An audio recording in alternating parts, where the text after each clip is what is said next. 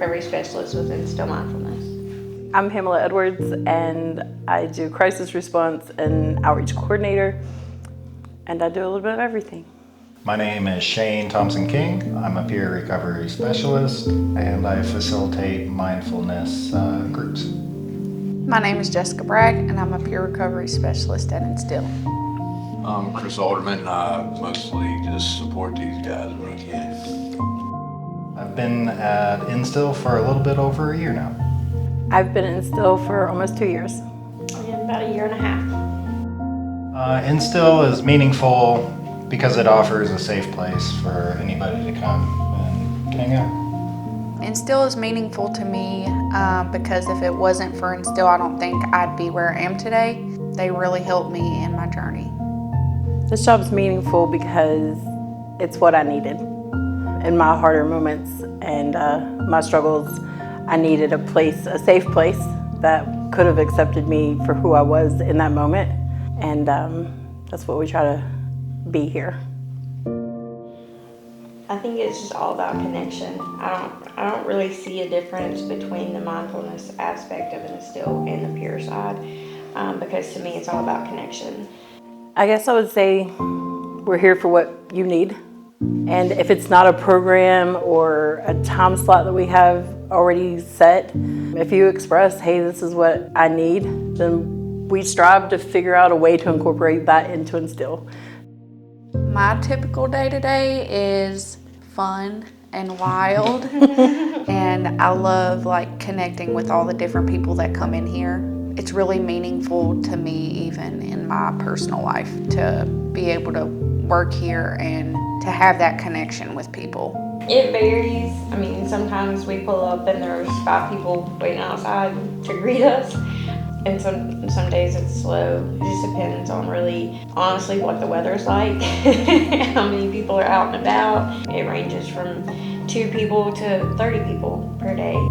Well, I'm not here as much as them, so I'm kind of from the outside looking in. But what I can say is that, I know they have a lot of fun here, but I know they also go through a lot of shit together. They still show up, and that's important for the people to see, and it's important for them to keep that sense of purpose rolling. Looking at it from the outside, this is a strong team, serving a strong purpose, and the impact on the community, there will never be enough credit given to what this crew has done for this town and the people in it. At the beginning of my sobriety, I didn't have support. I didn't have anybody to come and talk to me and not judge me. I didn't have anybody that I could be completely open and honest to. And all it took was for me to be connected with Pam. She come to the house and she met me where I was and just sat there and talked to me.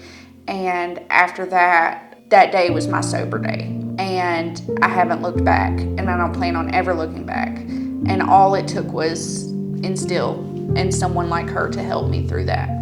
I have a lot. I think what first comes to mind is there's 3 individuals. These 3 individuals all were in a place that they didn't want to be, but didn't know what direction to go to figure that out. All 3 of them landed here, just coming in, hanging out. It was just an open door, either for a holiday meal or to show up for creative expressions. And all 3 of those people now, I have gotten to drive to their first rehab, and all 3 of them, I got to pick up and take them to the second part of that program. For me, there's one very specific moment. 2 individuals, one who had started coming here like most people do that walk through the door, wanted to know what we did, were down and out, bad on luck, in addiction, struggling, needed support, who then ended up going to a rehab facility and coming back to us and started coming back and volunteering just because they still wanted to be here. And then another participant who was still struggling with addiction, he made the decision that he'd had enough.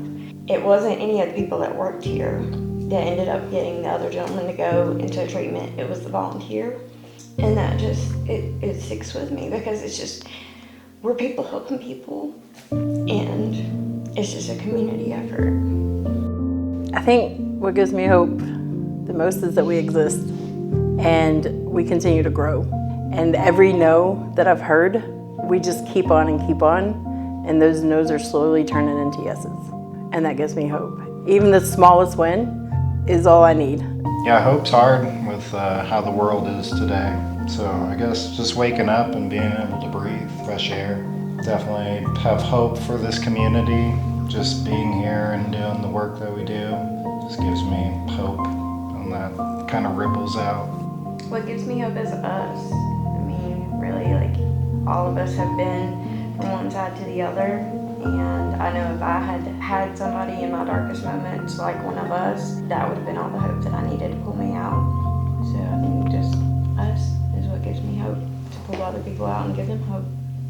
My moment was probably prioritizing my family instead of my addiction. During my arrest, I ate a lot of drugs.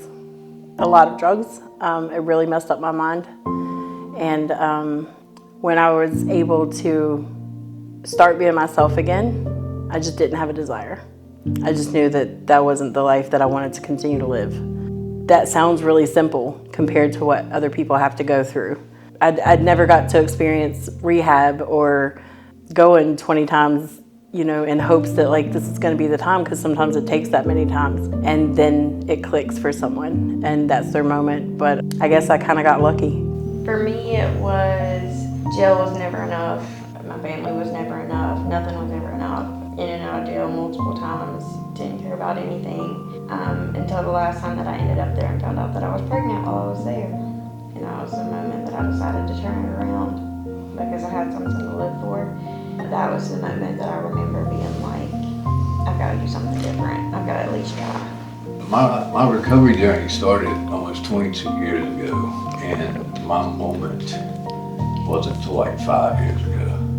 The drugs part, like after a couple of years, the drugs weren't a big deal anymore. It was more about what was going on in my head, and why I still want to kill myself every day. That's what I could figure out. I did a lot of things in my 17 years of abstinence recovery, 12-step recovery, that had nothing to do with drugs, but still caused as much harm to myself and others as drugs did. I did a lot of things that hurt people. And then in 2020, in January, I literally lost everything that I'd built. I got fired from the beer center that I built, first one in Southwest Virginia.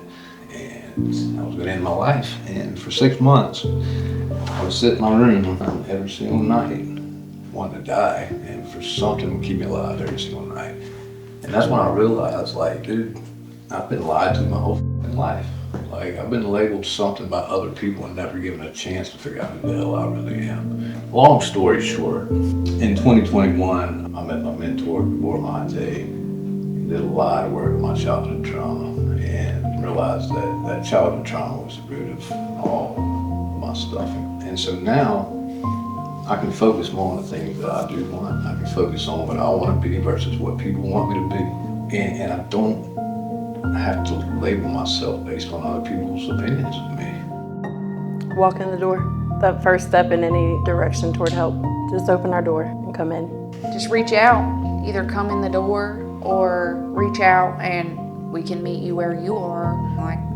We're here and we can find a way to help. Even if it's just sitting and being with you, we're here. Just that it's possible, and we're all proof that it is. We're no better or no worse. We were in the same position as whoever is that's struggling. We're just now people that get to help other people figure out that it's possible to not have to live that way anymore.